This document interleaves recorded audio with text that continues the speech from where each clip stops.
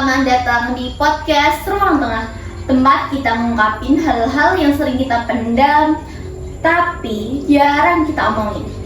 Sebelum kita mulai, aku ada satu pertanyaan nih yang mungkin agak nggak nyaman. Kamu pernah nggak sih bilang iya, padahal kamu kayak tahu banget ini bakal nyusahin diri aku?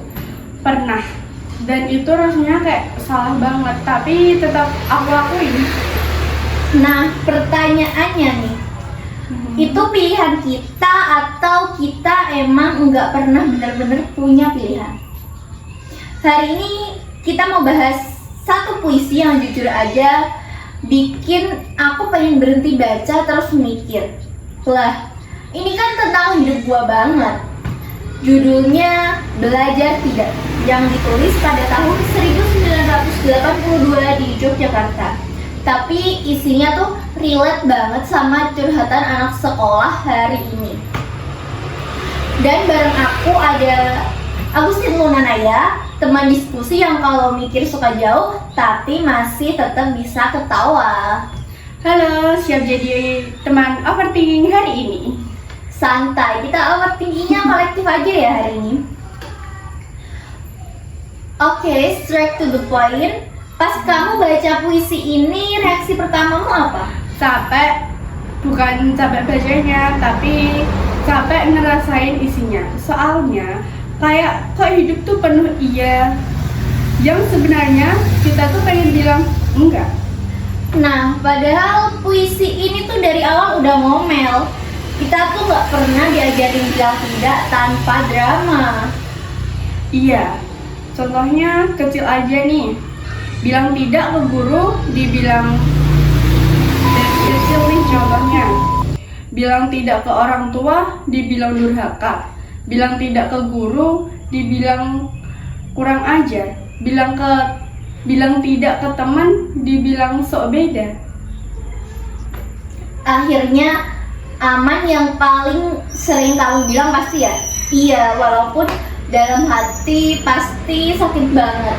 Menurutku di puisi ini iya atau tidak itu bukan cuma jawaban, tapi alat kekuasaan. Setuju, ya sering dikasih reward, tidak sering dikasih konsekuensi.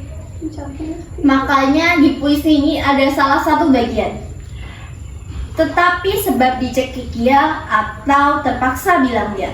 Itu bukan setuju, tapi dipaksa nurut. Kayak di organisasi sekolah, kadang keputusan udah jadi, rapat cuma formalitas.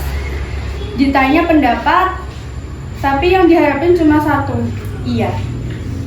Dan kalau ada satu yang bilang enggak, pasti langsung dicap ribet, toksik, bahkan bisa aja dicap penghambat nih. Tapi bentar, apa bener bilang iya selalu buruk? Nah ini, kadang kita juga terlalu gampang nyalain keadaan. Padahal bisa jadi kita emang takut aja. Jadi bukan selalu dipaksa, tapi kadang diri kita sendiri tuh yang milih jalur yang aman nih. Iya, karena yang tidak itu ada harga sosialnya. Iya, pasti kita tuh kayak bisa aja pas bilang iya ditolak, dijauhin, dianggap beda. Jadi jujur aja, kadang iya itu bukan karena kita lemah, tapi karena kita lagi survive aja. Puisi ini tuh makin serem nih pas mulai nyinggung pemimpin.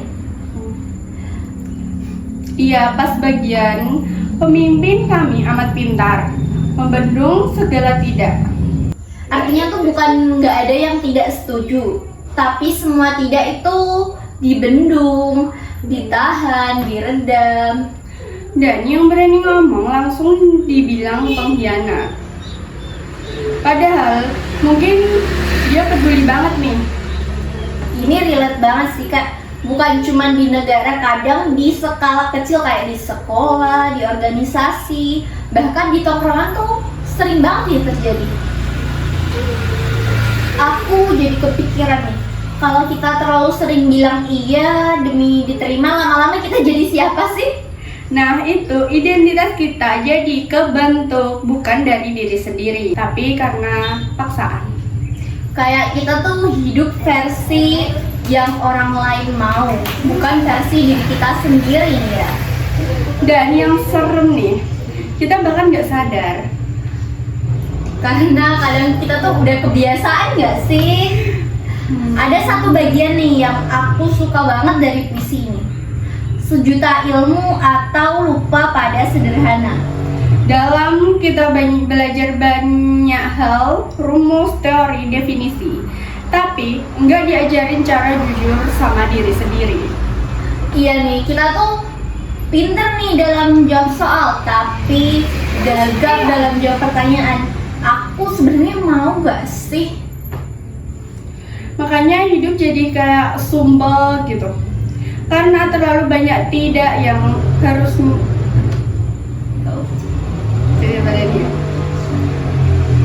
Makanya hidup tuh jadi kayak sumpek banget nih. Karena terlalu banyak tidak yang kita tahan. Puisi ini tuh juga banyak simbol aneh yang keren, kayak angin, batu, guru, buku, bahkan Tuhan. Kayak penulisnya tuh lagi bingung aja. Kita tuh harus belajar ke siapa sih buat jadi manusia yang benar. Dan pertanyaan yang menurut aku paling nyentil banget nih ya, lautan katakah atau Allah yang bisu? Ini sensitif tapi menarik. Menurutku itu bukan soal Tuhan itu bisu, tapi kita yang terlalu berisik. Setuju. Kita kebanyakan dengar suara dari luar. Sampai suara hati sendiri pun ketutup. Jadi bukan kita yang nggak tahu mana tidak, tapi kita yang nggak berani nih ngakuinnya. Sekarang jujur aja, kapan terakhir kali kamu bilang tidak tapi nggak jadi?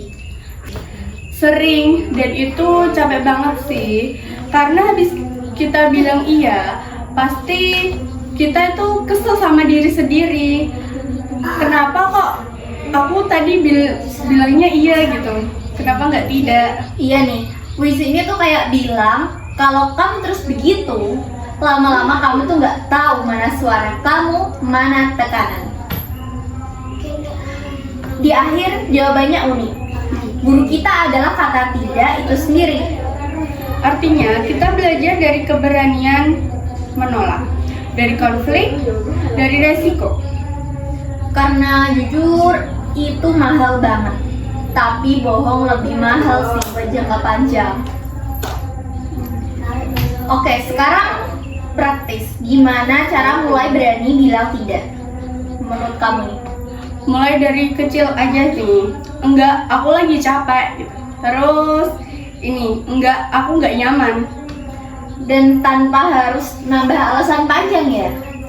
Karena seringnya kita over explain, padahal kita cuma takut ditolak.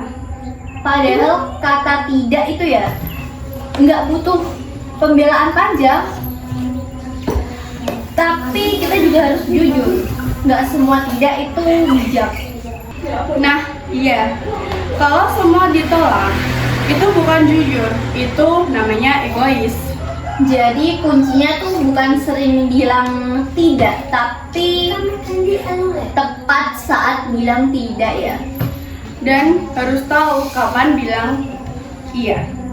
Mungkin hidup bukan soal milih iya atau tidak, tapi apakah itu benar-benar pilihan kita atau cuma kebiasaan yang nggak pernah kita pertanyakan. Karena kadang yang paling berbahaya bukan dipaksa orang lain, tapi saat kita berhenti jujur pada diri sendiri.